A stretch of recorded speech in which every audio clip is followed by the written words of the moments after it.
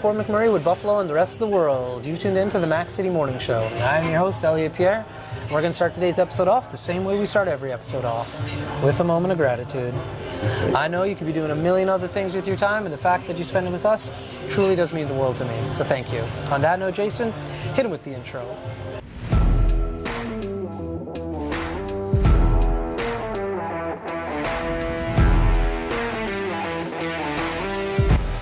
Hey, it's Keith Simpson here. I'm the general manager of Norel Toyota, soon to be Fort McMurray Toyota. Pretty excited for our new dealership. We're here to take care of you. Come on down and be part of our family. And we are back. Big shout out to our title sponsor, Norel Toyota. We really do appreciate your ongoing support. As everybody at home knows, I do not introduce my guests because they can do a better job of that than myself. So sir, can you please tell everybody at home who you are and what you're about? My name is Ryan Tran. I'm born and raised in Edmonton. Okay. Worked here in the restaurant industry for around 12 years now. Going on the 12th year, I should say. I've been bouncing around a few places. All right. Yeah. What do you do in the restaurant industry? Anything that involves in front of the kitchen, I've probably done that. So I've been a server, been a busser. I've hosted a little. I mainly bartend. That's where the vast majority of my time is. I've been the bar manager. I've opened a bunch of restaurants. I'm part of the opening team, that type of thing. And it's all about just being out there, making the connections, talking to people all the time. Okay, and so what initially got you into this industry? Well, the first thing was flexibility of time, because I started like a lot of other restaurant folks up, and they'll know exactly about this. You're just out of school, you need something, you're going to university, it kind of fits in with the whole time frame. You're doing X amount of courses per week, and then after that, you need a little bit of spending money afterwards, go out with your friends, go visit with the family, take a couple trips, something like that, anything. So yeah. Okay, and then you just stuck with it. This was it. And I stuck with it. I mean, to be fair, like, I love people.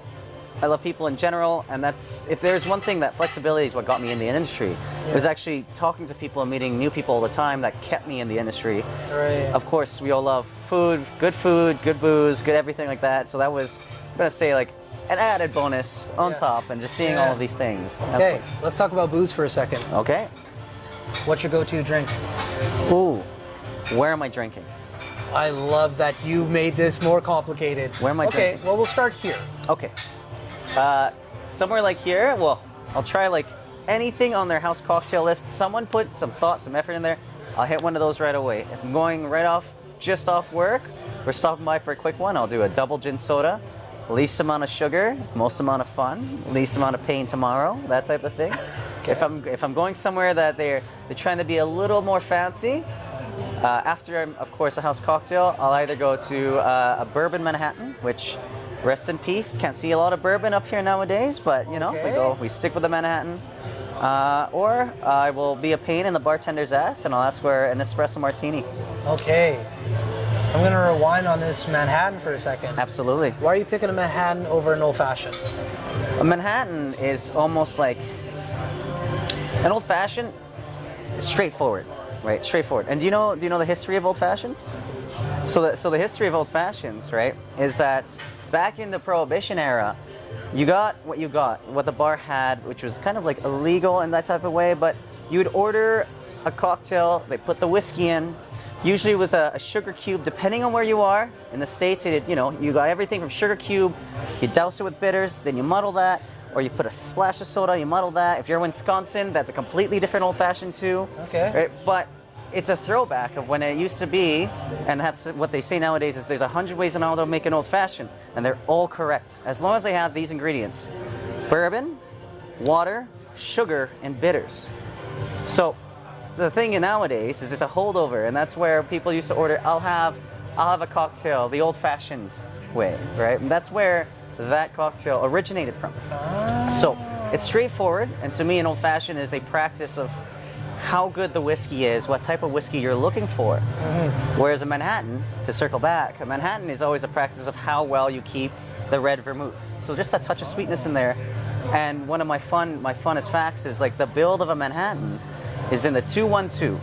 So 2 ounces of your whiskey, whether rye or bourbon, rye traditionally, 1 ounce of red vermouth, 2 dashes of bitters, similar to the area code of Manhattan proper. Okay. Wow, that was awesome. This guy said he was nervous. Jesus. Okay. That was, round of applause from the crowd. So you obviously know your craft. I hope so. Yeah. No I better know at this time. doubt. Yeah. That's wild. All right. I love whiskeys. Hell yeah. My go-to is Double Jameson's Neat. It's just easy. It's there. Yeah. Some of the Japanese whiskeys that I've been used to experiment with, wild. Beautiful. If I'm coming in as somebody who does drink whiskeys, Yes. what would you recommend somebody like me drink? I would ask what your specific palate is and what you were looking for in a whiskey. If you're looking for something that burns a little further, you want something, watered down a bit, but we're looking for like a process that's kind of really traditional, I'd say, why don't you try a Scotch? Then we go into Scotches. That's a whole topic of this discussion on its own. You want something a little more delicate than Scotch, but similar? Japanese whiskey, as we know, it's a Japanese person. They went to Scotland, they learned how to make whiskey. You want something a little bit sweeter, very nice in cocktails in general, bourbon, right? Rye, Canadian whiskey, can't beat it as well. Works fantastic and with a lot of depth and complexity. It's just there's a lot in terms of whiskey that you can go after, especially that a vast majority of them have so many like hints of baking spices, earthiness, right? That type of thing. So always the first time if someone came up to me and asked, I'm looking for a type of whiskey, my first question is, what do you normally drink? Right. Talk to me about that. We'll work from there all the time. Dude, what bar do you work at? I work at a Bar Brico right now, Bar Mimi soon, Bar Henry. I've worked at a variety of bars. Dude, wherever this guy's at, as somebody who used to spend a lot of time in bars, a lot, I am thoroughly impressed, bro. I appreciate it. Wow, that is wild. So, when you're working in all these industries, because there's a bunch of different establishments. Yes. What's the one theme that you find that just brings you to the type of work you do? Because the facility changes. Absolutely. At this point in time, I've always specialized. When you go into bartending, you'll find at some point in time, a lot of bartenders want to specialize in something. Either they want to go into just whiskey, they want to go into gin, they want to go into tequila, or wine even. Sommelier, beer, Cicerone, that type of thing. I've always loved to be being a cocktail bar, working with cocktails in general. I'm not a huge fan of the term mixology.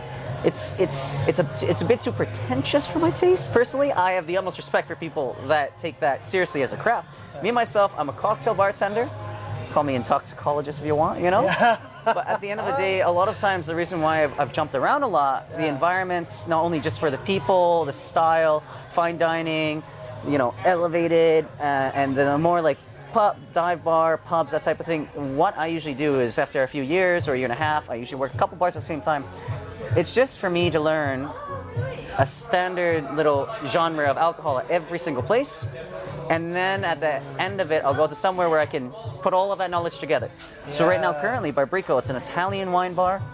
I didn't know shit about wine at all until I started there. Italian wine in particular. I've learned so much now. Grappa, right? Amaro, the Italian side of it. Right. But before, I've worked in places where bourbon was at the utmost. I've worked where gin was at the utmost.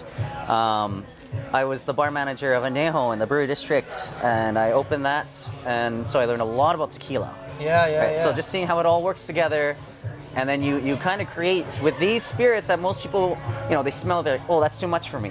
But when you can create something where they sip, they're like, wow, this is incredible. And they don't feel anything till they stand up, and they're like, whoa, this is incredible. That's awesome. Yeah. Right? Like tiki as well. Rum bartenders, incredible. Shout out to Honey Honey. Shout out to Honey Honey right by the Ice District. They are incredibly talented as well for tiki bartenders. Wow. Okay. Incredible.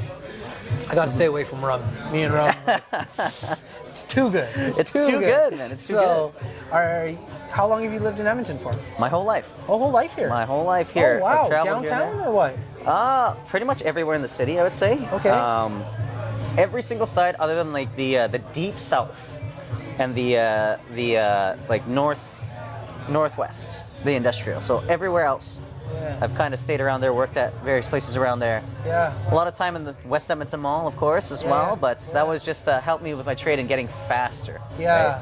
Right? It's very volume heavy there. Fast paced there. What establishments were you working in there? There's a bunch on Bourbon Street, right? It was because the thing is, I would work there and then I'd go somewhere else at the same time. So it was 6.5 years on Bourbon Street proper.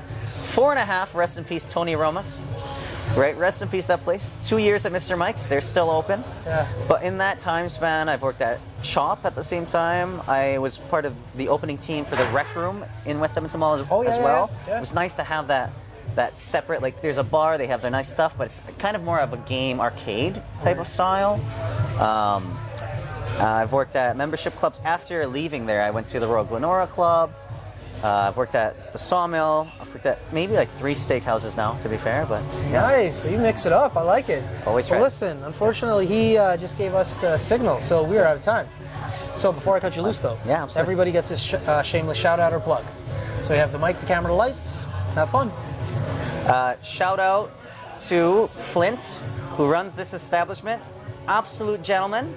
And thank you so much for giving me the opportunity here. Shout out to you guys for doing what you do. I love that you bring in people from all over and you share this with Alberta. And I got to shout out my go-to watering hole, the Industry Dive Bar on 102nd Street, south of Jasper by a bit, the Gardens. Shout out to them as well. There we Thank go. you so much for welcome, everything. Dude. Thank you. Fort McMurray with Buffalo, the rest of the world. That's been another episode of the Mac City Morning Show. From the bottom of my heart, thank you very much for tuning in.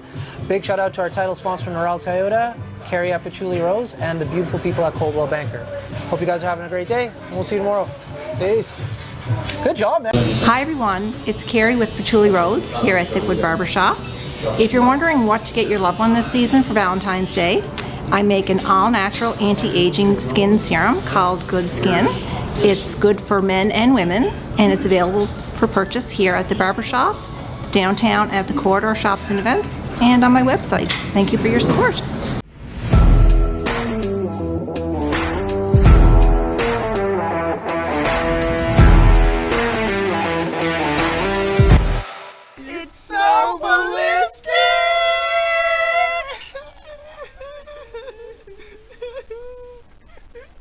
Talk about quenching your ugly thirst.